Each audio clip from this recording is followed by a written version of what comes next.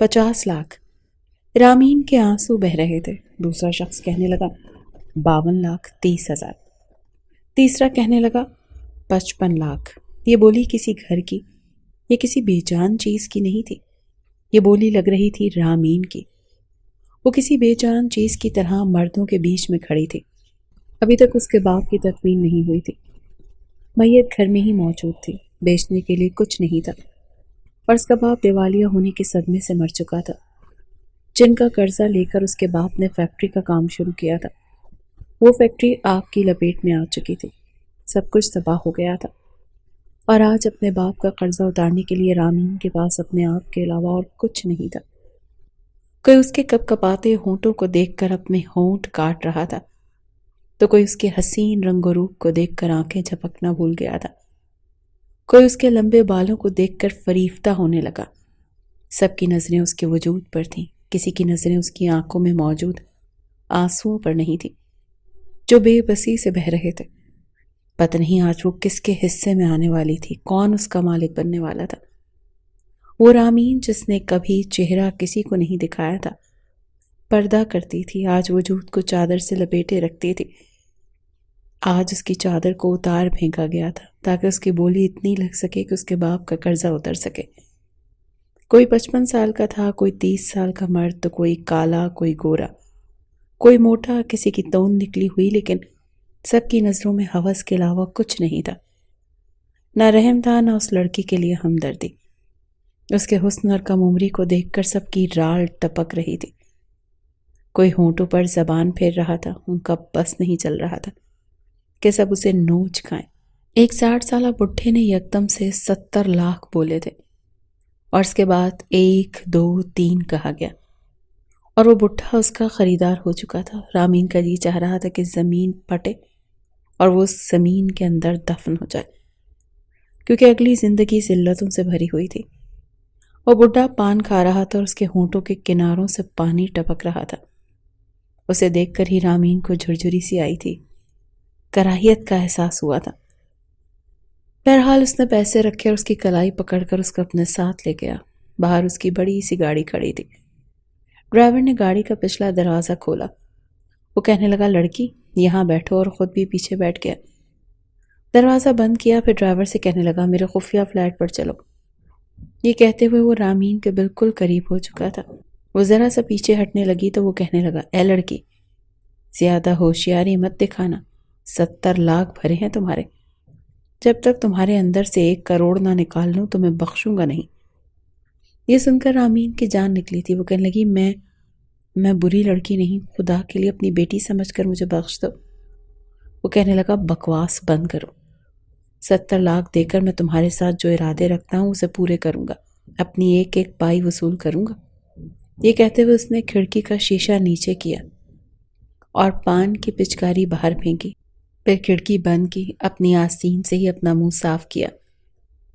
Ramen کا دل چاہا تھا کہ تیز رفتار چلتی گاڑی کا دروازہ کھولے اور گر کر مر جائے۔ اس کے قریب ہونے لگا، سامنے شیشے سے ڈرائیور بھی اسے بڑی بے باک نظروں سے دیکھ رہا تھا، آج تک جیسے کبھی کسی نے نظر بھر کر نہیں دیکھا تھا۔ آج وہ مفت کا مال سمجھی جا رہی تھی۔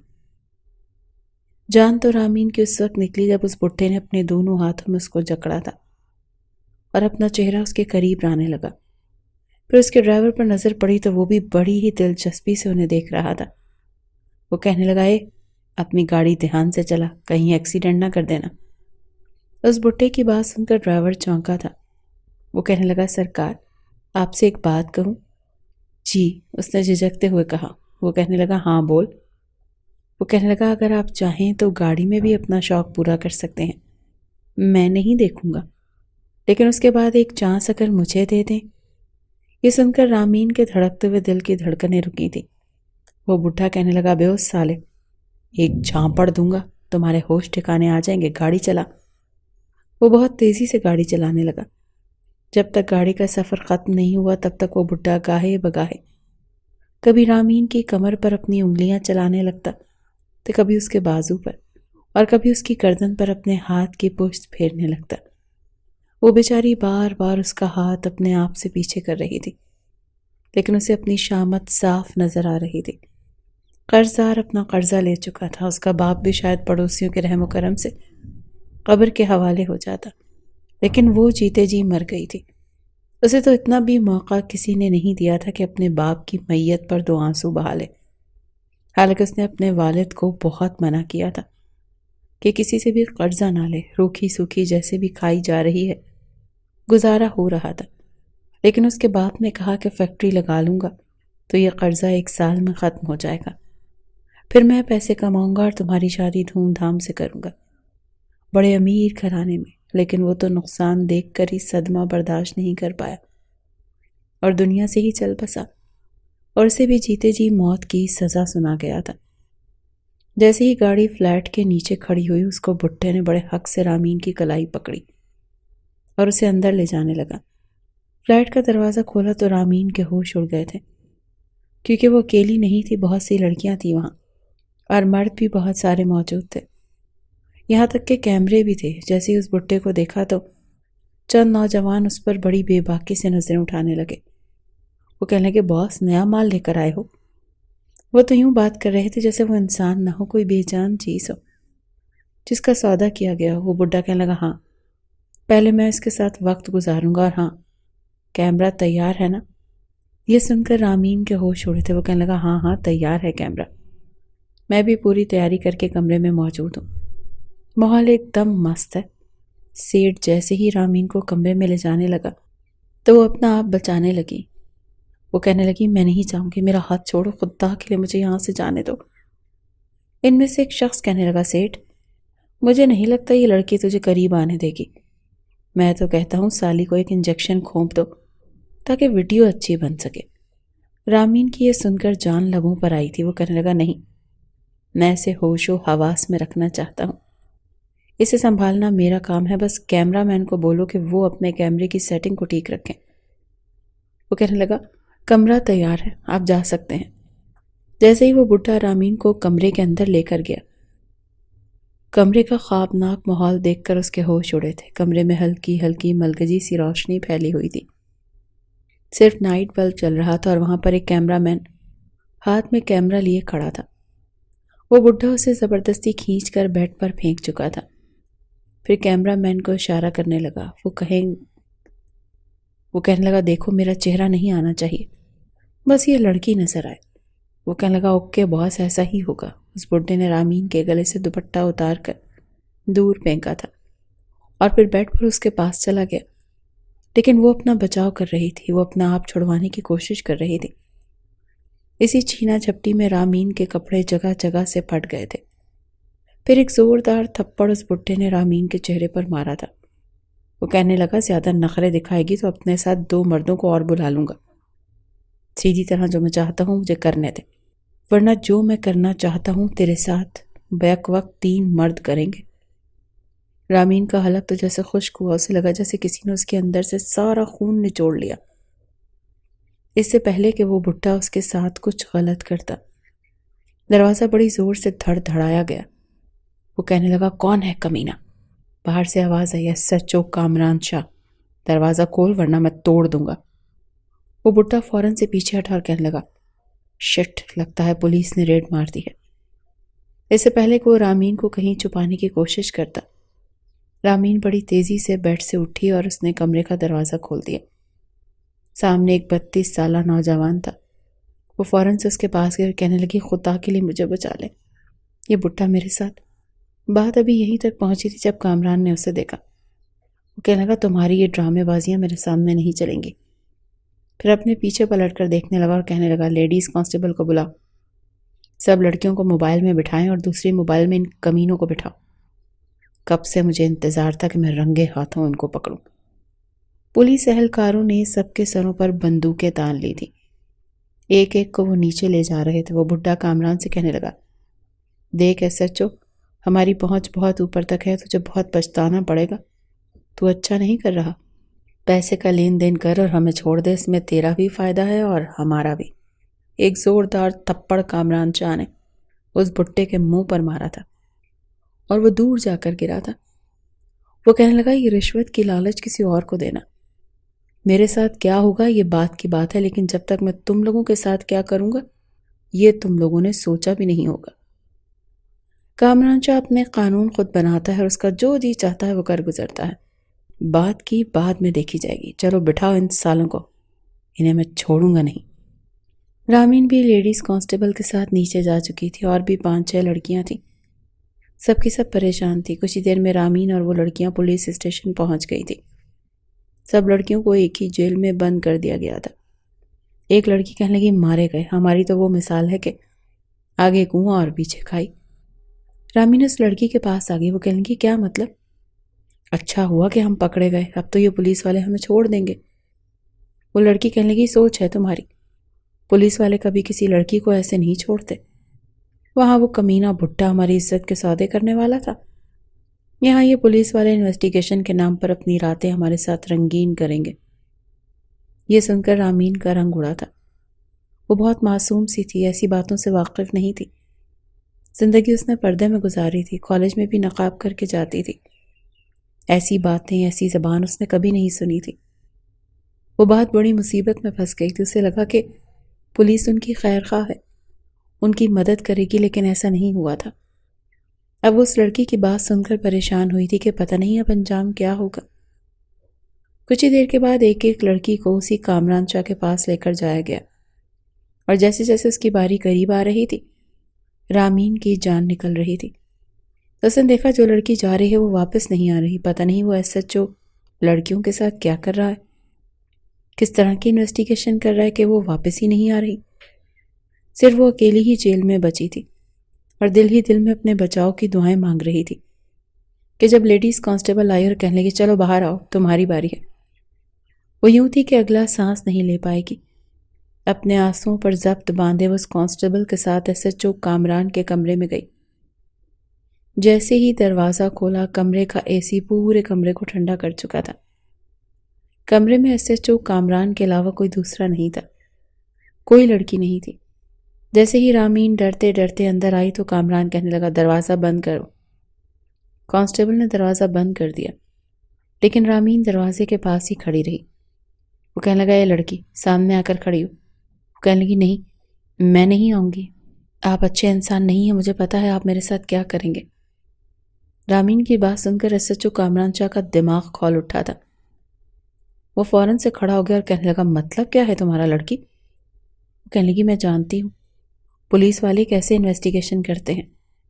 وہ قدم قدم بڑھاتا ہوا رامین کے سامنے آ کر کھڑا ہو گیا، کہنے لگا اچھا کیسے کرتے ہیں، ذرا مجھے بھی تو پتہ چلے۔ وہ کہنے لگی دیکھیں آپ میرے قریب مت آئیں، مجھ سے دور رہیں، مجھے پتہ ہے آپ اپنی شرٹ کے بٹن کھولیں گے پھر اپنی شرٹ اتاریں گے۔ یہ کہتے کہتے وہ چپ ہوئی۔ کامران کا خون کھول کر رہ گیا۔ وہ کہنے لگا اچھا، یہ کہتے ہوئے اس نے دروازے کو لاک کیا اور اپنے بٹن کھولنے شروع کیے۔ وہ کہنے لگا بتاؤ پھر کیا کروں گا میں؟ رامین کہنے لگی میں ابھی اس نے یہی کہا تھا جب ایس ایچ او کامران نے اس کا بازو پکڑا اور اسے دیوار کے ساتھ لگا دیا۔ وہ کہنے لگا بتاؤ کیسے انویسٹیگیشن کرتے ہیں پولیس والے، مجھے بھی تو پتہ چلے کہ تمہارے دماغ میں ایسا کون سا خناس بھرا ہے۔ تم جیسی کریکٹر لیس لڑکیوں کو میں اچھے طریقے سے جانتا ہوں، شریف بننے کا ناٹک کرتی ہیں، سمجھتی ہیں کہ پولیس والوں کو اپنا آدھا ادھورا وجود دکھا کر ان کے ساتھ وقت گزار کر اپنی بات منوا لیں گی۔ دیکھو میں ایسے پولیس والوں میں سے نہیں ہوں۔ وہ بڑے غصے سے رامین سے بات کر رہا تھا، اس کی آنکھوں میں تو جیسے خون اترا ہوا تھا۔ وہ کہنے لگی آپ جھوٹ بول رہے ہیں، مجھے اس لڑکی نے بتایا تھا کہ آپ پولیس والے کیا کرتے ہیں لڑکیوں کے ساتھ۔ وہ کہنے لگا کون سی لڑکی نے؟ وہ کہنے لگی وہ جو مجھ سے پہلے آئی تھی۔ وہ کہنے لگا میں جو کرتا ہوں اسے چھوڑو، پہلے یہ بتاؤ کہ تم کیا کرتی ہو، کب سے اس بڈھے کے ساتھ کام کر رہی تھی، کتنی بار تم نے جسم فروشی کی ہے، مجھے سچ سچ بتاؤ ورنہ میں تمہیں۔ وہ کہنے لگی میں ایسی لڑکی نہیں ہوں، میں بہت شریف ہوں۔ ایس ایچ او کامران استہزائیہ مسکرایا۔ وہ کہنے لگا ہاں تمہاری شرافت مجھے نظر آ رہی ہے، جگہ جگہ سے پھٹے ہوئے تمہارے کپڑے، تمہارے یہ تنگ اور چست لباس، تمہارے کھلے بال تمہاری شرافت اور تمہارے کریکٹر کا اچھے سے ثبوت دے رہے ہیں۔ اور پھر تمہیں یہ بھی پتا ہے کہ پولیس والے انویسٹیگیشن کیسے کرتے ہیں، کہو تو تمہارا یہ خواب میں پورا کر دیتا ہوں، تمہارے ساتھ ایسے ہی انویسٹیگیشن کرتا ہوں جیسا تم چاہتی ہو، یہ کہتے ہوئے وہ آگے بڑھا، پھر کہنے لگا سچ بتا رہی ہوں یا پھر میں باقی کی شرٹ کے بٹن بھی کھول دوں۔ رامین کہنے لگی دیکھیں میں ایسی لڑکی نہیں ہوں، میں آپ سے سچ کہہ رہی ہوں، مجھے اس بڈھے نے 70 لاکھ میں، یہ کہتے ہوئے وہ رونے لگی۔ وہ کہنے لگا اچھا تو تمہیں خرید کر لایا ہے وہ کمینہ، کس کوٹھے سے خریدا اس نے تمہیں؟ کہاں تمہیں بیچنے جا رہا تھا؟ دیکھو لڑکی مجھے سب کچھ سچ سچ بتا دو، میں تمہیں چھوڑ دوں گا۔ پچھلی 5 لڑکیوں کو بھی میں چھوڑ چکا ہوں کیونکہ انہوں نے سچ بتایا تھا۔ رامین اسے کیا بتاتی، اسے تو خود بھی کچھ نہیں پتا تھا۔ وہ کہنے لگی مجھے کچھ نہیں پتا، میں کچھ نہیں جانتی، میں آپ سے سچ کہہ رہی ہوں، مجھے تو ابھی یہ بڈھا لے کر آیا تھا۔ شکر ہے کہ آپ آ گئے، میں نے تو شکر کیا کہ پولیس آ گئی، اب میں محفوظ ہوں۔ لیکن اس لڑکی نے کہا کہ آپ لوگ بھی برے ہوتے ہیں۔ میں سچ کہہ رہی ہوں، وہ کہنے لگا چھوٹی ہو تم، اپنی ادائیں دکھا کر مجھے بیوقوف بنانے کی کوشش کر رہی ہو، میں تمہیں نہیں چھوڑوں گا۔ ابھی وہ بات کر ہی رہا تھا جب دروازے پر دستک ہوئی۔ ایس ایچ او کامران نے شرٹ کے بٹن بند کیے اور دروازہ کھولا۔ سامنے ایک پولیس والا کھڑا تھا۔ وہ کہنے لگا سر اوپر سے فون آیا ہے، آئی جی صاحب کہہ رہے ہیں کہ سب کو چھوڑ دو ورنہ اچھا نہیں ہوگا۔ کامران کہنے لگا یہ جو اوپر کے فون ہیں نا، ان سے میں بڑا تنگ آ چکا ہوں، میں نہیں چھوڑوں گا اس بھٹے کو، تو بالکل نہیں چھوڑوں گا۔ پھر کہنے لگا اے لڑکی جتنی جلدی ہو سکے بھاگ جاؤ یہاں سے اور اپنے آپ کو گناہوں سے دور رکھو۔ رامین فوراً سے باہر آئی تھی، لیکن جیسے ہی پولیس اسٹیشن سے باہر نکلی تو اسے سمجھ نہیں آ رہا تھا کہ کہاں جائے، ایسا کون سا راستہ اختیار کرے جہاں اس کی عزت محفوظ رہ سکے۔ اسے کچھ پتہ نہیں تھا۔ کچھ دیر بعد کامران بھی باہر آ گیا۔ وہ اپنی موبائل میں بیٹھ رہا تھا جب اس کی نظر رامین پر پڑی۔ وہ کہنے لگا تم ابھی تک نہیں گئی؟ وہ کہنے لگی میرا کوئی نہیں ہے، میں کہاں جاؤں، آپ مجھے کہیں بھی چھوڑ دیں۔ وہ کہنے لگا اس وقت تو میں گھر جا رہا ہوں، ویسے بھی رات بہت ہو چکی ہے، ایسا کرو تم میرے ساتھ میرے گھر چلو، صبح میں تمہیں دارالامان پہنچا دوں گا۔ وہ جلدی سے موبائل کا فرنٹ ڈور کھول کر بیٹھ گئی۔ کامران اسے اپنے گھر پر لے گیا۔ جب وہ گھر پہنچا تو رات کے 3 بج چکے تھے۔ اس کی والدہ بھی سو رہی تھی۔ اس کے گھر میں بس 2 کمرے تھے اور ایک ڈائننگ روم اور ڈرائنگ روم۔ اس کی اماں تالا لگا کر رکھتی تھیں، جب کوئی مہمان آئے تبھی اسے بٹھایا جائے گا۔ اب صرف 2 کمرے تھے۔ اپنی والدہ کے کمرے میں اس لڑکی کو بھیجنا نہیں چاہتا تھا، اسی لیے اپنے کمرے میں لے گیا۔ یہ دیکھ کر رامین کچھ گھبرائی۔ وہ کہنے لگی آپ مجھے اپنے کمرے میں کیوں لائے ہیں؟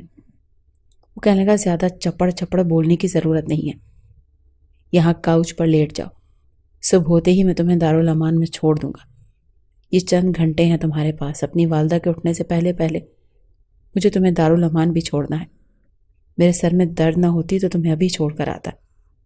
1 ہفتے سے میں دن رات کام کر رہا ہوں، اب جب کہ میں اپنے مشن میں کامیاب ہو گیا ہوں تو آئی جی صاحب کو یاد آ گیا، پتہ نہیں یہ لوگ کب ہمارے ہاتھوں کو آزاد کریں گے اور کب ہم لوگ ایسے لوگوں کو اور ایسی برائیوں کو ختم کریں گے۔ دیکھو جو کچھ تم پہلے کر چکی ہو اس زندگی سے توبہ کر لو تو بہتر ہے، آگے نیک اعمال کرنا شاید تمہاری بخشش ہو جائے اور اچھی زندگی کا موقع بھی مل جائے۔ یہ کہہ کر وہ اپنے بیڈ پر لیٹ چکا تھا اور اپنی بیگ پر رکھا دوسرا تکیہ اس نے زمین پر پھینکا تھا۔ وہ کہنے لگا ادھر منہ کر کے سو جاؤ۔ پھر ایک لحاف اپنے بیڈ سے اٹھایا اور اس لڑکی کو دے دیا۔ وہ کہنے لگا اپنے اوپر اوڑھ لو۔ رامین نے وہ لحاف خود پر لپیٹا اور سو گئی۔ لیکن صبح کمرے میں بڑی زور کی دستک ہوئی تھی۔ دونوں ہی ہڑبڑا کر اٹھے تھے۔ ابھی تو کامران کی ٹھیک سے آنکھ نہیں کھلی تھی جب رامین نے دروازہ بھی کھول دیا، لیکن سامنے اس کی والدہ کھڑی تھی۔ کامران کے کمرے میں ایک لڑکی کو دیکھ کر روبینہ بیگم کے ہوش اڑے تھے۔ کامران اس لڑکی کی عقل پر ماتم کرنے لگا تھا۔ بنا اس کی اجازت کے اس نے دروازہ کیوں کھولا تھا اور اس کی ماں یقیناً اب اس پر شک کرے گی۔ پہلے ہی کہتی تھی کہ پولیس کی نوکری مت کرو اور پولیس والے اچھے نہیں ہوتے، لیکن کامران کا یہ جنون تھا کہ وہ ایک ایماندار پولیس والا بنے گا، اور اب تک ایمانداری سے ہی کام کر رہا تھا اور ایمانداری سے ہی اس عہدے تک پہنچا تھا۔ لیکن اس کی ماں گاہے بگاہے اس پر شک کرتی رہتی تھی کہ مجھے لگتا ہے کہ تم بھی دوسرے پولیس والوں کی طرح غلط روش پر چل پڑے ہو۔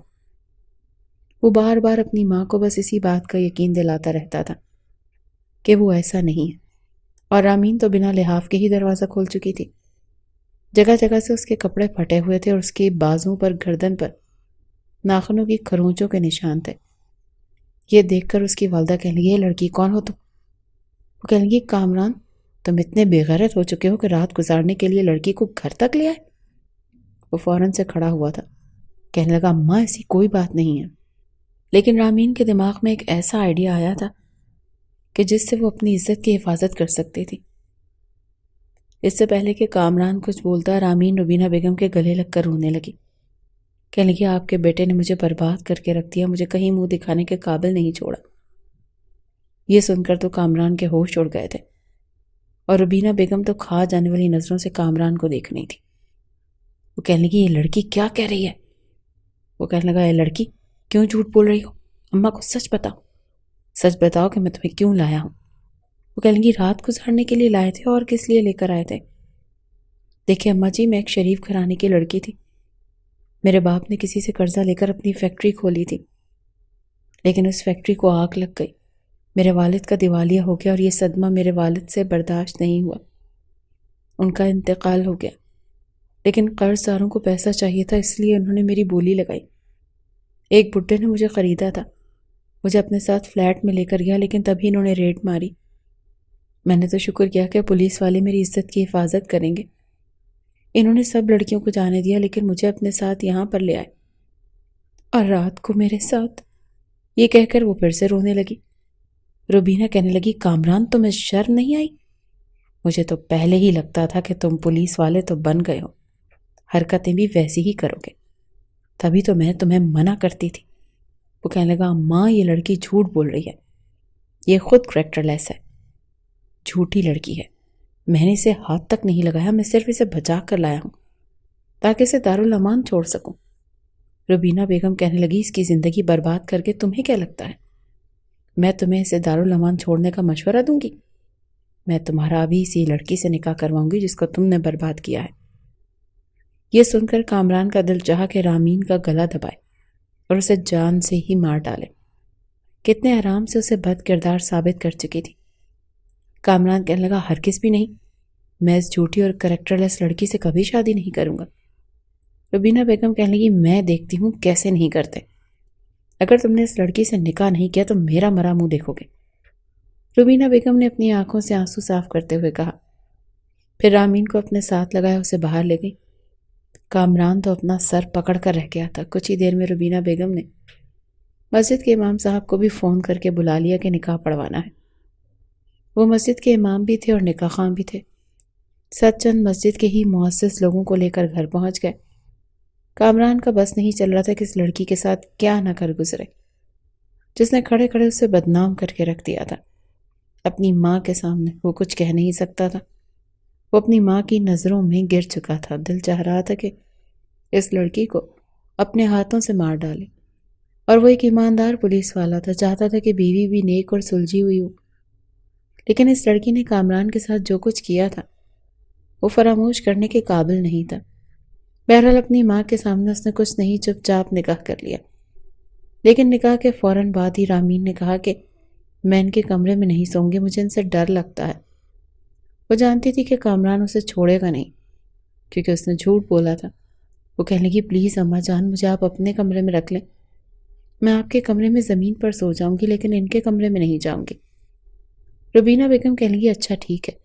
وہ کہنے لگی کامران مجھے تم سے یہ امید نہیں تھی، کون سا جانوروں والا سلوک کیا ہے تم نے اس لڑکی کے ساتھ کہ وہ تمہاری شکل بھی دیکھنے کو تیار نہیں۔ کامران کچھ بھی کہتا تو اس کی ماں اسے جھوٹا ہی سمجھتی، اسی لیے وہ چپ چاپ اپنے کمرے میں چلا گیا۔ دروازہ بڑی زور سے بند کیا، لیکن سوچ چکا تھا کہ جب بھی اسے موقع ملے گا اس لڑکی کو چھوڑے گا نہیں۔ پوری رات غصے کے مارے اس کا خون کھولتا رہا اور وہ سگریٹ پہ سگریٹ پیتا رہا۔ ایک طرف سے آئی جی صاحب کو اس پر پریشر تھا کہ وہ سیٹھ کو چھوڑ دے، لیکن ابھی تک وہ سیٹھ کامران کے قبضے میں تھا۔ اگر وہ چاہتا تو اسے گولیوں سے بھون کر ختم کر دیتا اور کہتا کہ کاؤنٹر میں مارا گیا۔ وہ بھی اسی چکر میں تھا، انہی سوچوں میں گم تھا، لیکن یہ نئی مصیبت اس کے گلے پڑ چکی تھی۔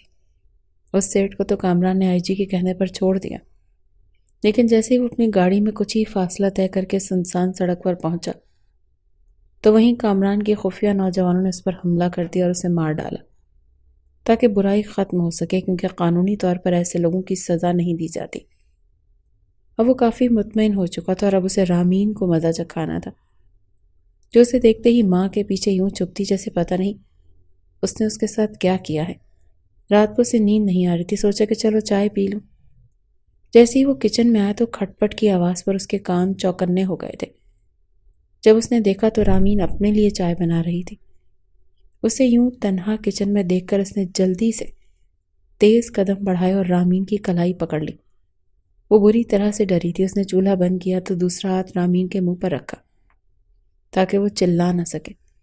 اسے اپنے حصار میں دبوچا اور اپنے کمرے میں لے آیا۔ رامین تو اس افتاد کے لیے تیار نہیں تھی۔ اپنے کمرے میں لا کر ہی اس نے اسے پیچھے دھکیلا تھا اور کمرے کا دروازہ بند کر دیا۔ وہ کہنے لگا، کیا کہا تم نے؟ میں نے تمہاری عزت کو برباد کیا۔ تمہیں پتہ ہے عزت کو برباد کرنا کیا ہوتا ہے؟ دوسروں پر الزام لگانا کیا ہوتا ہے؟ وہ کہنے لگی، پلیز پہلے میری بات سن لیں۔ وہ کہنے لگا، نہیں، پہلے تمہیں برباد کروں گا، تمہیں بتاؤں گا کہ برباد ہونا کیسا ہوتا ہے، پھر تمہاری بات سنوں گا۔ اس سے پہلے کہ وہ اپنی شرٹ اتارتا رامین کو کچھ نہیں سوچا تو وہ زور سے کہنے لگی، اماں جی مجھے بچائیں۔ اس سے پہلے کہ اس کی آواز کامران کی ماں تک کمرے تک جاتی، اس نے جلدی سے رامین کے قریب آ کر اس کے منہ پر ہاتھ رکھا۔ وہ کہنے لگا، اگر اب تم نے چلانے کی کوشش کی تو تمہارا گلا دبا کر تمہیں یہیں مار ڈالوں گا۔ اسے دیوار سے لگا چکا تھا لیکن اس کی آنکھیں دیکھ کر دل کی دھڑکن کچھ بے اختیار ہوئی تھی۔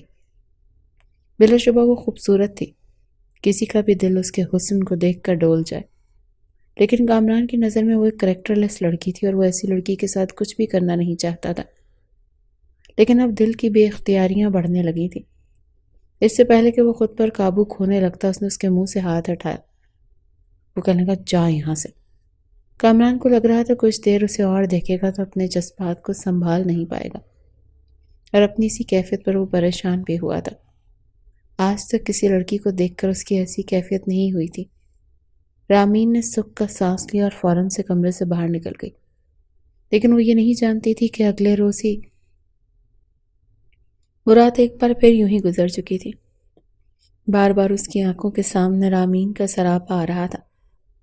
آج تک ایس ایچ او کامران شاہ نے تمام تر اختیارات ہونے کے باوجود خود کو ایسی لڑکیوں سے دور رکھا تھا، جہاں تک کہ خاندان کی کتنی لڑکیاں تھیں جو کامران شاہ پر مر مٹتی تھیں، لیکن کامران شاہ نے جب سے ایس ایچ او کے عہدے کو سنبھالا تھا اس پر ذمہ داری پہلے سے بھی زیادہ آ چکی تھی۔ وہ تو سمجھ رہا تھا کہ شاید اب بیٹھ کر خود سے نیچے اور افسران پر حکم چلائے گا، لیکن نہیں، یہاں پر جب تک ہر ایک بات کا جواب دے اسے خود نہ ہونا پڑتا تب تک کوئی بھی کام نہیں ہوتا تھا۔ ہر ایک چیز کی نگرانی اسے خود ہی کرنی پڑتی تھی۔ اب یہ وہ انہی سوچوں میں گم کچھ سوچ رہا تھا جب اسے باہر سے ہنسنے کی آواز آنے لگی۔ رات کے تقریباً 12 بجے کا وقت تھا۔ رات 12 بجے اسے اپنی ماں کے ہنسنے کی آواز آئی۔ وہ حیران رہ گیا، جلدی سے اپنے کمرے سے اٹھ کر باہر آیا۔ بس سامنے کا منظر اس کی سوچ کے برعکس تھا، کیونکہ سامنے اس کی ماں صحن میں یوں بیٹھی ہنس ہنس کر باتیں کر رہی تھی جیسے یہ رات کے 12 نہ ہوں بلکہ دوپہر کے 12 ہوں۔ آخر وہ بات کس سے کر رہی تھی؟ پورے گھر میں بریانی کی بڑی اچھی خوشبو پھیلی ہوئی تھی۔ جیسے ہی انہوں نے کمرے سے کامران کو نکلتے ہوئے دیکھا تو خوشگوار حیرت سے مسکرائیں اور کہنے لگی، ارے بیٹا دیکھو تو صحیح، میری شہزادی بہو کو اتنے مان سے میرے لیے بریانی بنا رہی ہے۔ آج مجھے نیند نہیں آ رہی تھی، میں نے اس لڑکی سے کہا کہ میرا اس وقت پتہ نہیں کیوں بریانی کھانے کو جی چاہتا ہے۔ اس نے فوراً اٹھ کر بریانی بنانا شروع کر دی۔ یہ سن کر کامران کے ماتھے پر بل پڑ چکے تھے۔ وہ اسے صرف اور صرف حقارت اور تلخی سے ہی دیکھ رہا تھا۔ اس کا کوئی بھی کام صرف اور صرف منافقت ہی لگتا تھا۔ کچھ دیر بعد بریانی بن کر تیار ہو چکی تھی۔ خوشبو ایسی تھی کہ کامران کا بھی جی چاہ رہا تھا کہ وہ بھی کھائے، لیکن ذہن میں بار بار یہی سوالات آ رہے تھے کہ وہ کوئی شریف لڑکی نہیں بلکہ بازاری لڑکی ہے۔ اس جیسی لڑکیاں بھلا گھر کی عزت کیسے بن سکتی ہیں؟ وہ تو اپنی ماں کو بھی یہی کہنا چاہتا تھا کہ اسے صرف جھاڑو پوچھا ہی کروایا کریں، اپنے گھر کے کام خود کیا کریں، لیکن پھر اس سوچ کر خاموش ہو جاتا کیونکہ اس کی ماں تو اس کی اس بات پر اسے ہی سنانے والی تھی۔ جب زبردستی اس کی ماں نے وہ بریانی ایک چمچ ڈالی تو وہ تو جیسے دیوانہ سا ہو چکا تھا۔ تھوڑی سی بریانی پلیٹ میں ڈال کر کمرے میں چلا گیا۔ ایک ہی نظر اس نے کامران کو دیکھا اور پھر ایک گہری سانس خارج کر کے رہ گئی۔ کچھ دیر بعد ہی کمرے میں گئی تو روبینہ بیگم خراٹے مار کر سونے لگی۔ وہ اپنی آنکھیں کھول کر چھت کو تکنے لگی۔ آنکھ سے بے ساختہ آنسو گرنے لگے تھے۔ ایک خوف سا اس کے دل میں ابھرنے لگا تھا۔ اس نے جس شخص پر الزام لگایا تھا وہ کوئی اور نہیں بلکہ ایک ایس ایچ او تھا۔ اگر کسی روز روبینہ بیگم اس گھر سے گئیں تو نہ جانے وہ ایس ایچ او کیا کرے گا، یہ سوچ کر وہ گھبرا جاتی تھی۔ بار بار ذہن میں کئی طرح کے خیالات آ رہے تھے۔ اس نے کامران شاہ سے بے تحاشا خوف آ رہا تھا۔ نیند آج اس کی آنکھوں سے کوسوں دور تھی۔ بار بار وہی الفاظ ذہن میں گردش کر رہے تھے۔ جب کامران شاہ نے اسے کریکٹر لیس کہا تھا، بد کرداری کا الزام لگایا تھا، وہ سسک کر بے آواز رونے لگی۔ وہ لڑکی جس کا ناخن تک آج سے پہلے گھر سے باہر نہ گیا تھا، جو 5 وقت کی نمازی تھی، بھلا اس پر اس طرح کے الفاظ کا استعمال ڈوب مرنے کے مترادف تھا۔ جب نیند نہ آئی تو وہ اٹھی اور جائے نماز اٹھا کر کمرے سے باہر نکل آئی۔ لاؤنج کے ایک کونے میں اس نے روشنی جلائی اور وہیں پر جائے نماز بچھا کر بیٹھ گئی۔ کتنی ہی دیر اپنی اس حالیہ زندگی پر وہ اللہ تعالیٰ سے بات کرتی رہی، روتی رہی۔ اس کی سسکیاں کامران شاہ کے کانوں تک بھی پہنچی تھی۔ کمرے سے اٹھ کر باہر آیا تو اسے یوں روتا دیکھ کر اس کے ماتھے پر بل پڑ چکے تھے۔ چلتا وہ اس کے پاس چلا آیا اور پھر کچھ دیر اسے دیکھتا رہا۔ جیسے وہ نماز سے فارغ ہو کر اٹھی تو دونوں ہاتھ سینے پر باندھ کر کہنے لگا، کس بات کی معافی مانگ رہی ہو تم؟ اس بات کی کہ ایک شریف لڑکے کو تم نے بڑے اچھے سے پھنسا لیا۔ کامران شاہ تم جیسی بد کردار گھری ہوئی نیچ لڑکی کو کبھی بھی اپنی بیوی نہیں بنا سکتا، جس سے ہر مرد چک چکا ہو، وہ مرد جو جگہ جگہ منہ مارتے ہوں۔ انہوں نے نہ جانے کیسی کیسی نظریں تمہارے وجود کے قد و خال پر ماری ہوں گی، نہ جانے کیا کیا غلیظ حرکتیں کی ہوں گی۔ کیا تم جانتی ہو کہ کامران شاہ کا معیار کیا ہے؟ تم جیسی گھٹیا لڑکی بھلا کامران شاہ کی عزت بننے کے لائق بھی تھی؟ فکر مت کرو، بہت جلد تمہیں میں اس گھر سے چلتا کروں گا، لیکن اس سے پہلے تمہیں اس قدر اذیتوں کا شکار بناؤں گا کہ تم چاہ کر بھی کسی کو منہ دکھانے کے لائق نہیں رہو گی۔ وہ پہلے ہی رو رہی تھی اور کامران شاہ کے ان الفاظوں کو سن کر مزید رونے لگی اور روتے ہوئے ٹوٹے ہوئے انداز میں کہنے لگی کہ دیکھیے کامران، میرا اس دنیا میں آپ کے سوا کوئی بھی نہیں ہے۔ باہر بھیڑیے بیٹھے ہیں مجھے نوچنے کے لیے۔ میں نے آپ کی ماں کو جو حقیقت بتائی وہی سچ ہے، وہ جھوٹ نہیں تھا۔ میرے باپ نے سچ میں فیکٹری کے نام پر پیسے لگائے تھے، جس کے بعد میری بولیاں لگتی رہیں۔ لیکن کامران طنزیہ انداز میں ہنس کر اس کے قریب آنے لگا، لیکن اگلے ہی پل اسے وہیں اسی حالت میں چھوڑ کر وہ اپنے کمرے میں چلا گیا۔ اسے اس وقت اس لڑکی پر شدید غصہ آ رہا تھا۔ چند روز جو ہی گزر گئے، کامران ایک خاص مشن میں مصروف ہو چکا تھا۔ اس دوران ان دونوں ساس بہو کی جوڑی پہلے سے بھی زیادہ مضبوط ہو چکی تھی۔ ایک صبح کامران شاہ کی کال آئی تو سن کر روبینہ بیگم کے چہرے پر خفگی کے تاثرات آ گئے۔ جب رامین نے دیکھا تو پوچھنے لگی، آنٹی سب خیریت تو ہیں؟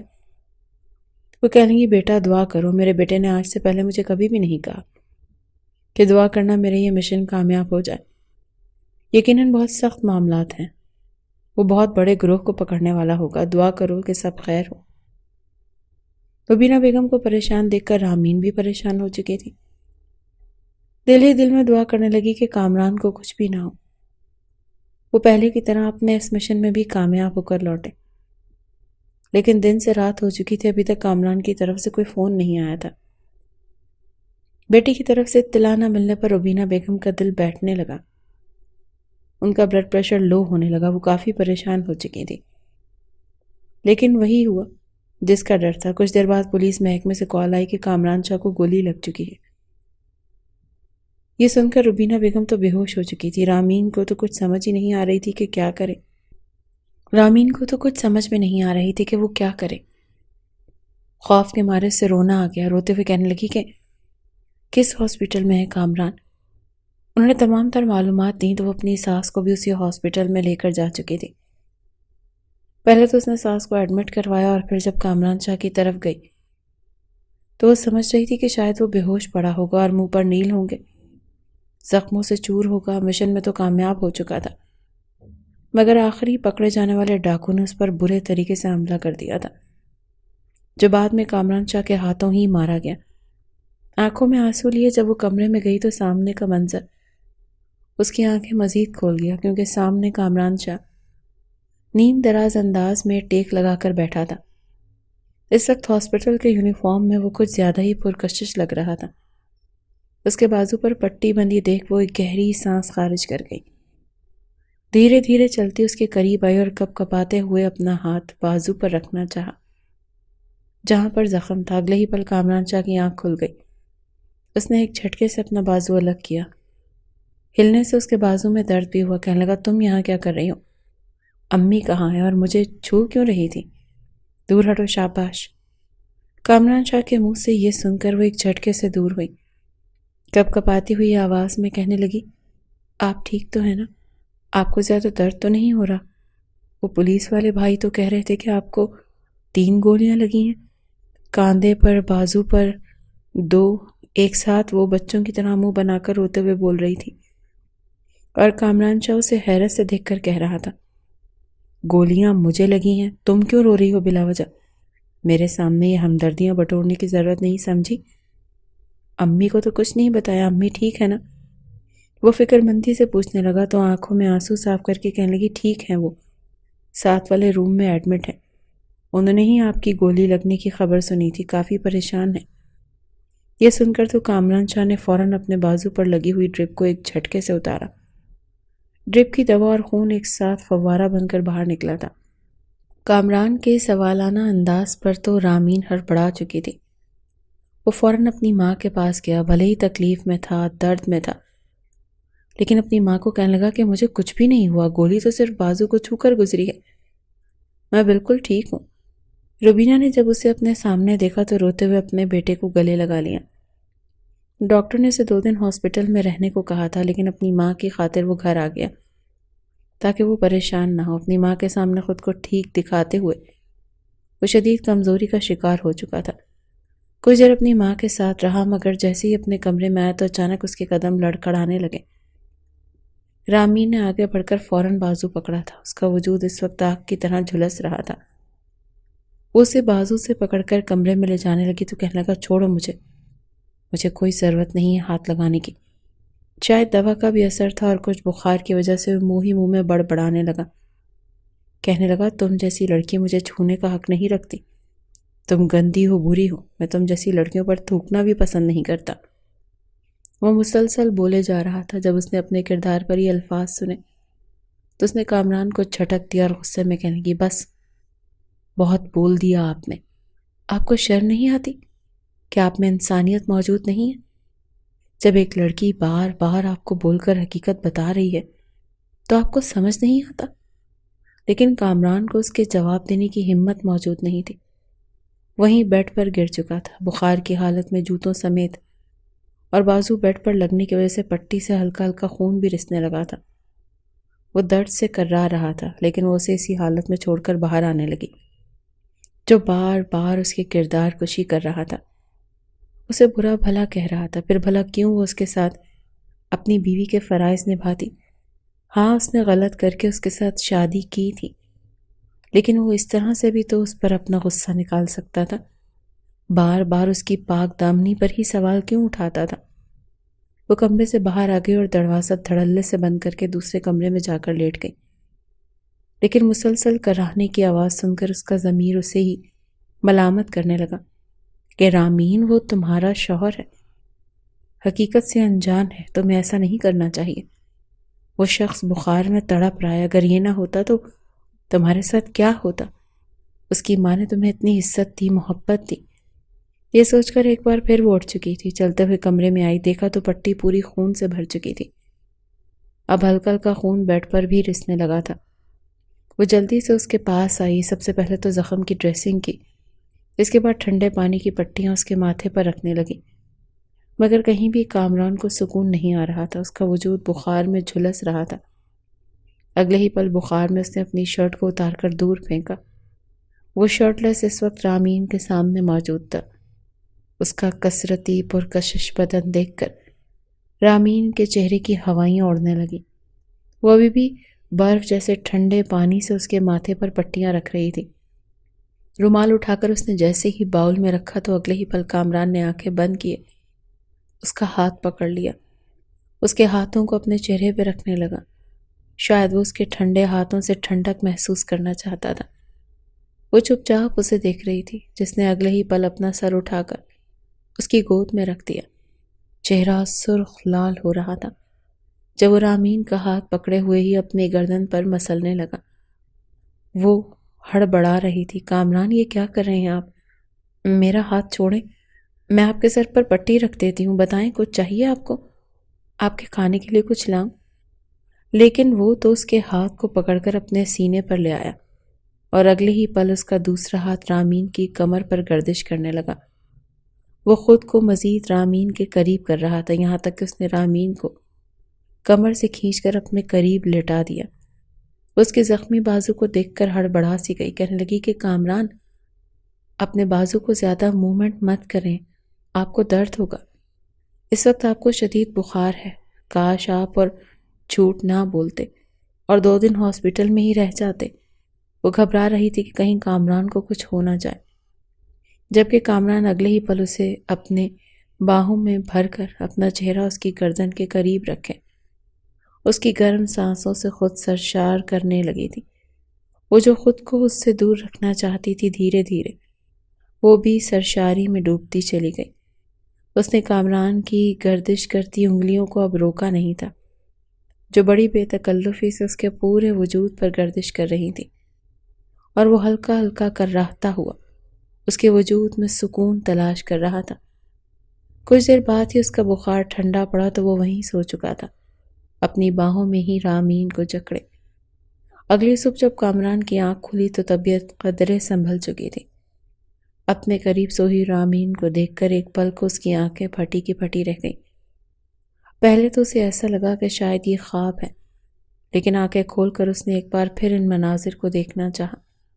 اس کے بال کھلے تھے، چہرے پر تھکان کے آثار تھے، دوپٹہ کہیں دور پڑا تھا اور اس کے دوسرے بازو پر سر رکھے بے خبری سے سو رہی تھی۔ کامران شاہ کا دل تو بڑے زوروں سے دھڑکنے لگا۔ اگلے ہی پل خود ہی اس نے اپنا ہاتھ اس کے چہرے پر کیا اور اس کے چہرے پر پھیلے ہوئے بالوں کو ہٹا کر وہ اس کے حسن سے ایک بار پھر سرشار ہونے لگا۔ اس سے پہلے کہ وہ اپنی حدود پھلانگتا اور اپنے لب اس کے لبوں کے قریب کر جاتا، وہ ہڑبڑا کر اٹھ بیٹھی، گھبراتے ہوئے کہنے لگی، اٹھ گئے کامران؟ فوراً کامران پیچھے ہٹا، کہنے لگا، ہاں اٹھا ہوں، نظر نہیں آ رہا کیا؟ تم میرے کمرے میں کیا کر رہی ہو؟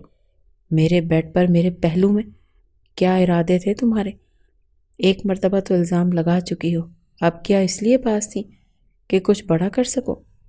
رامی نے اس کی جلی کٹی باتیں سن کر جی بھر کر پریشان ہوئی تھی، چپ چاپ اٹھ کر کمرے سے باہر چلی گئی۔ مگر اس نے جس طرح دونوں ماں بیٹی کی خدمت کی تھی، روبینہ بیگم تو اس کے صدقے واری جانے لگی تھی۔ کہنے لگی، اگر خاندان میں بھی کوئی لڑکی دیکھ لے تو ایسی کبھی بھی ہماری یوں خدمت نہ کرتی جس طرح اس لڑکی نے کی ہے۔ کامران چپ چاپ اپنی ماں کی بات سن کر ایک گہری سانس خارج کر گیا۔ اسے اس وقت جو لڑکی اپنی ماں کے منہ سے اچھی تو لگ رہی تھی، لیکن جس حالت میں اسے یہ لڑکی ملی تھی، ذہن میں یہ بات گھر کر چکی تھی کہ یہ لڑکی اچھے کردار کی نہیں ہے۔ وہ چاہ کر بھی اس سے محبت نہیں کر پا رہا تھا، بس اس کی زندگی اذیتوں سے دوچار کرنا چاہتا تھا۔ اس کی اصلیت اپنی ماں کے سامنے لانا چاہتا تھا کہ جس قدر آپ اس کو عزت دے رہی ہیں جو اس قابل ہے ہی نہیں۔ دل میں وہ اس سے محبت چاہتا تھا، لیکن اندر ہی اندر وہ اپنے معیار کو اتنا گرتا برداشت نہیں کر سکتا تھا۔ یہ کامران شاہ کی کیسی لڑکی کو اپنی عزت بنائے، اس پر محبت نچھاور کرے جو پہلے سے ہی کتنے ہی لوگوں کے ساتھ، اس سے آگے تو کچھ سوچ بھی نہیں سکتا تھا۔ آج تک اس نے کسی لڑکی کی طرف آنکھ اٹھا کر نہیں دیکھا تھا۔ اس روز وہ سارے کام نمٹا کر نہانے کے بعد باتھ روم گئی تو شاور کام نہیں کر رہا تھا، شاید اس میں کچرا آ چکا تھا۔ روبینہ کہنے کی، بیٹا اپنے کپڑے لے جاؤ، جا کر کامران کے کمرے میں نہا لو۔ ویسے بھی وہ کون سا گھر ہے، طبیعت بحالی کے بعد وہ دوبارہ سے اپنی ڈیوٹی جوائن کر چکا تھا۔ وہ جھجکتے ہوئے اپنے کپڑے لے کر کامران کے کمرے میں چلی گئی۔ اس نے فریش ہونے کے بعد بالوں کو یوں ہی کھلا چھوڑا اور تولیے سے صاف کر دی۔ گنگناتی جیسے ہی باہر نکل کر آئی تو سامنے کا منظر دیکھ کر ہڑبڑا چکی تھی، کیونکہ سامنے ہی بیڈ پر کامران اس وقت اپنے جوتے ایک طرف رکھ رہا تھا۔ جیسے ہی اس کی نظر رامین پر پڑی تو اس کی آنکھیں وہیں کھلی کی کھلی رہ گئیں، لیکن وہ نظریں چرا کر اس کے کمرے سے جانے لگی تو کامران نے اسے روک لیا، کہنے لگا، کہاں جا رہی ہو؟ یہیں رکو، آج تو بڑی نکھری نکھری لگ رہی ہو، خیریت؟ اتنی رونق تمہارے چہرے پر کس لیے ہے؟ وہ شوق انداز میں بولا۔ وہ ہڑبڑا گئی، کہنے لگی نہیں ایسی تو کوئی بات نہیں، میں تو بس ابھی نہا کر باہر نکلی ہوں۔ وہ قدم بقدم چلتا ہوا اس کے قریب آیا اور اگلے ہی پل اس کی کمر میں ہاتھ رکھ کر اپنے قریب کر چکا تھا۔ کہنے لگا آج رات میں تمہارے ساتھ رنگین بنانا چاہتا ہوں۔ یہ سن کر اس کے چہرے کی ہوائیں اڑی اور کہنے لگی مجھے ایسا کچھ بھی نہیں کرنا آپ کے ساتھ۔ وہ خود کو چھڑوانے لگی تو اسے مزید قریب کر چکا تھا۔ کہنے لگا کہ کیوں؟ ویسے تو ہر بات میں بیوی بیوی کرتی ہو۔ بیوی کے فرائض صرف یہ جھاڑو پوچھا، کھانا بنانا، کپڑے استری کرنا نہیں ہوتا، بلکہ شوہر کے کہنے پر شوہر کو خوش کرنا بھی ہوتا ہے۔ آج کی رات میں تمہارے ساتھ اپنی رات رنگین کرنا چاہتا ہوں۔ یہ سن کر رامین کے تو ہوش اڑ گئے تھے۔ کہاں وہ نازک سی لڑکی اور دوسری جانب کثرتی بدن رکھنے والا۔ کہنے لگی چھوڑے مجھے پتہ ہے آپ میرے ساتھ وہی کریں گے جو فلموں اور ڈراموں میں ہیرو ہیروئن کے ساتھ کرتے ہیں۔ آپ مجھے اذیتوں سے دو چار کریں گے، میرے ساتھ بری حرکتیں کریں گے، لیکن میں آپ کو ایسا کچھ بھی نہیں کرنے دوں گی۔ جب تک آپ کو مجھ سے محبت نہیں ہو جاتی تب تک میں اپنا آپ کے حوالے نہیں کروں گی۔ اس کی بات پر وہ خباثت سے ہنس کر کہنے لگا کہ تم جیسی لڑکی سے کون محبت کرے گا؟ میں تو صرف اور صرف تمہارے ساتھ رات رنگین کرنا چاہتا ہوں، تمہارے ساتھ محبت اور میں بالکل نہیں۔ اتنے نخرے مت دکھاؤ، جس جگہ سے تمہیں لے کر آیا ہوں نا وہاں پر تو خوشی سے سب کچھ کر رہی تھی۔ وہ ایک بار پھر اس پر جملے کس رہا تھا، اسے بیڈ پر گرا چکا تھا۔ ایک جھٹکے سے اس کے وجود سے دوپٹہ جدا کیا تو وہ کانپ گئی۔ کہنے لگی یہ کیا کر رہے ہیں آپ؟ میں چلاؤں گی اور آپ کی امی کو بلا لوں گی۔ لیکن کامران شاہ نے اس کا وہی دوپٹہ اٹھا کر اس کے منہ میں باندھ دیا۔ وہ اسے تو دوپٹے سے باندھ کر بیڈ کے درمیان گرا چکا تھا۔ وہ بن پانی کی مچھلی کی طرح تڑپ رہی تھی جب کامران شاہ نے اپنی شرٹ کے بٹن کھولنا شروع کر دیے۔ وہ اپنے وجود کو آزاد کرتا اس پر جھکا تھا۔ گھبراہٹ کے مارے اس کی حالت خراب ہو رہی تھی۔ بے شک اس کا شوہر تھا، وہ اس کے لیے جائز تھی، مگر ایک مرد کے غصے اور انتقام میں سہے جانے والی اذیتوں میں کس قدر تکلیف اور کرب ہوتا ہے وہ جان سکتی تھی۔ گھبراتے ہوئے روتے ہوئے وہ خود کو چھڑوانے کی کوشش کر رہی تھی، بس اس پر کامران شاہ رحم کر لے، مگر کامران شاہ تو اپنے دانت اس کی گردن پر گاڑنے لگا۔ وہ انتقام دھیرے دھیرے سرشاری میں بھی بدلنے لگا۔ وہ پوری طرح اس حسین لڑکی کے وجود میں کھو چکا تھا، لیکن اس کے جذبات میں شدت نہیں آئی تھی۔ وہ اس کی گردن پر اپنے نشان گاڑنے کے بعد اس کے لبوں پر آیا تھا۔ جس قدر ہو سکتا تھا وہ اس پر اپنی شدتیں لٹا رہا تھا، یہاں تک کہ اس کی سانس بند ہونے لگی، رنگت بالکل پیلی پڑنے لگی، وہ ہانپنے لگی۔ مگر کامران شاہ نے اگلے ہی پل اس پر اپنی شدتیں لٹانا شروع کر دیں۔ وہ چیخ کر اپنے درد کا اندازہ لگانا چاہتی تھی۔ کامران شاہ جو سمجھ رہا تھا کہ یہ لڑکی اس سے پہلے ہی کوٹھے کی زینت بن چکی ہے، اسے کہیں سے خرید کر لایا گیا تھا، یہ تو کسی ایسے بدنام زمانہ گلیوں کی رہائشی تھی، مگر جیسے ہی اس نے اپنی شدتیں اس کے وجود پر لٹانا شروع کی تو وہ ٹھٹک چکا تھا۔ ایک جھٹکا سا اس کے وجود کو لگا، کیونکہ وہ ایک لمحہ لگا تھا اسے یہ جاننے میں کہ یہ لڑکی جیسے وہ پچھلے 2 مہینوں سے نہ جانے کتنی باتوں اور جملوں کا نشانہ بنا رہا تھا، اسے کیا کچھ کہہ رہا تھا۔ یہ لڑکی رو رو کر اپنی پاک دامنی کا ثبوت دلاتی رہی۔ وہ تو سچ مچ پاک دامن تھی، وہ تو کنواری تھی جسے آج تک کسی مرد نے چھوا تک نہیں تھا۔ کامران شاہ کی شدتیں جو اس پر لٹانا چاہتا تھا اس نے یکدم سے کمی آ چکی تھی۔ پھر رامین خوف کے مارے تھر تھر کانپ رہی تھی، اس کا سانس اکھڑ چکا تھا، آنکھوں کی پتلیاں تو جیسے بالکل پھرنے کو تھیں۔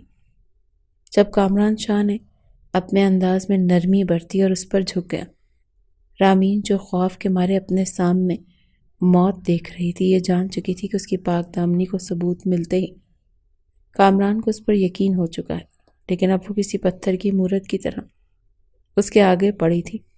نہ وہ چلا رہی تھی، نہ چیخ رہی تھی، نہ ہی کسی طرح کا رد عمل دے رہی تھی۔ اپنی شدتیں اس پر لٹانے کے بعد کامران نے اسے اپنی باہوں میں بھرا، اس کے چہرے پر بوسے دینے لگا، کہنے لگا مجھے معاف کر دو، مجھے لگا تھا تم سچ مچ میں وہی ہو، باقی لڑکیوں جیسی، کیونکہ میرا پیشہ ہی ایسا ہے۔ اس سے پہلے میں کتنی ہی بدنام زمانہ گلیوں اور لڑکیوں کو پکڑ کر لایا ہوں، میرا مشن یہی ہے کہ میں اسے پورے علاقے کو ایسے لوگوں سے صاف کروں، ایسے اڈے بند کروں۔ مجھے لگا شاید تم بھی انہی میں سے ہو۔ جھوٹ بول رہی ہو، میں تو تم جیسی ایک ہی اچھی نیک لڑکی چاہتا تھا، مجھے معاف کر دو۔ کامران کا لہجہ ایک دم سے بدلا تو اگلے ہی پل کامران کو جھٹکتے ہوئے خود اس سے چھڑوایا اور کہنے لگی، بس کر دیں کامران، بس کر دیں۔ آپ نے جو کچھ کیا ہے نا میرے ساتھ، میں کبھی سوچ بھی نہیں سکتی تھی۔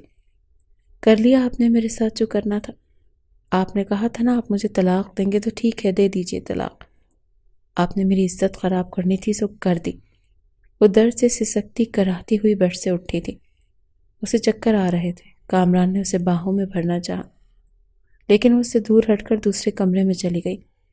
کامران سر پکڑ کر بیٹھ چکا تھا۔ واقعی یہ لڑکی جو کچھ کہہ رہی تھی سچ کہہ رہی تھی، لیکن وہ کیا کرتا؟ اس کی ڈیوٹی ایسی تھی جس میں اس کا تعلق تھا۔ وہاں پر ٹریننگ کے دوران تشویش کرنا، شک کرنا سکھایا جاتا تھا۔ ظاہری سی بات تھی وہ زیادہ تر وقت اپنی ڈیوٹی کے دوران ایسے مجرموں کے ساتھ گزارتا تھا۔ پھر کیسے وہ ایک دم سے اس لڑکی پر اندھا یقین کر لیتا جس نے جھوٹ بول کر اس سے نکاح کیا تھا؟ وہ اپنا سر پکڑ کر بیٹھ گیا، شرمندہ ہونے لگا۔ لیکن اس وقت اگر وہ اپنی ماں کے کمرے میں جاتا تو اچھا خاصا پروپیگنڈا شروع ہو سکتا تھا۔